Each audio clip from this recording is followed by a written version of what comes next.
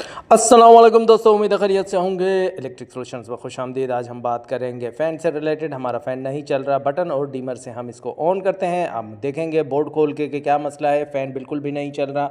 सबसे पहले हम शीट को हल्का सा पुश करेंगे ऊपर की तरफ। अरे निकल आया, बेहतरीन।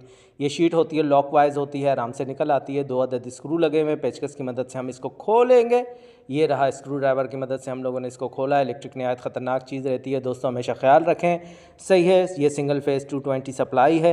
ये देखिए दोस्तों, एक बटन से करंट जब हम ऑन करते हैं तो वो डिमर में जाता है, फिर डिमर से होता हुआ वो फ़ैन की तरफ जाता है। हम चेक कर रहे हैं, हमारा डिमर ख़राब है, बिल्कुल फ्री चल रहा है दोस्तों। ये देखिए, ऑन ऑफ बटन आराम से ऑन ऑफ हो रहा है।